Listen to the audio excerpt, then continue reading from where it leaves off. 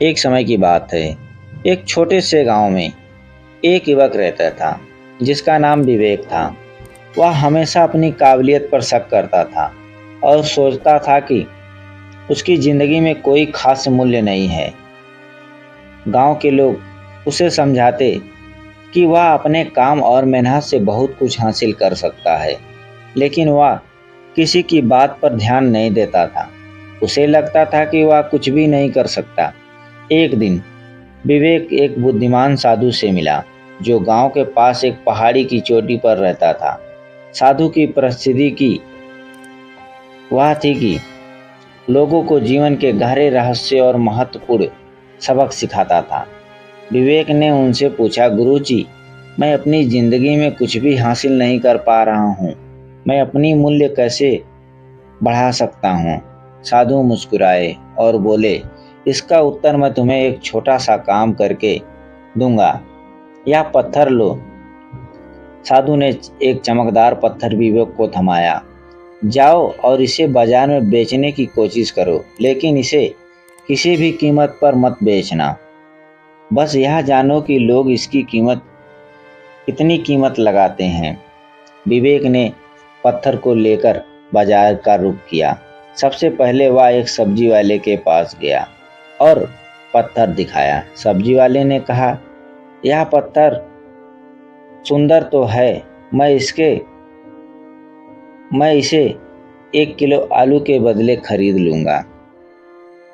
फिर वह एक सुनार के पास गया जिसने पत्थर को ध्यान से देखा और कहा, यह तो एक शानदार रत्न जैसा दिखता है। मैं इसके बदले में आपको 50,000 रुपये देने को तैयार हूँ।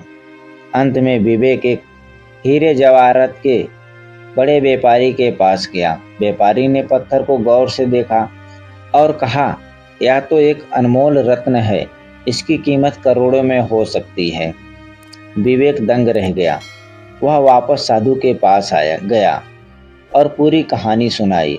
साधु ने हंसते हुए कहा, देखा, यही तुम्हारे सवाल का जवाब है। तुम्हारी कीमत इस बात पर निर्भर करती है कि तुम खुद को कहाँ और किस नज़रिए से देख सकते हो। सब्जी वाले की नज़र में यह पत्थर सिर्फ एक वजनदार चीज थी, जबकि सुनार और व्यापारी की नज़र में यह अनमोल था। फिर साधु ने समझाया, तुम्हारी अपनी मूल्य भी वैसी है। अगर तुम खुद को साधारण समझोगे और साधारण कार्यों में उलझे रहोगे तो तुम्हारी कीमत वही होगी।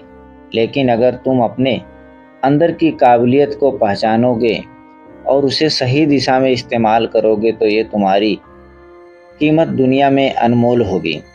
विवेक को उस दिन का एक गहरा सबक मिला।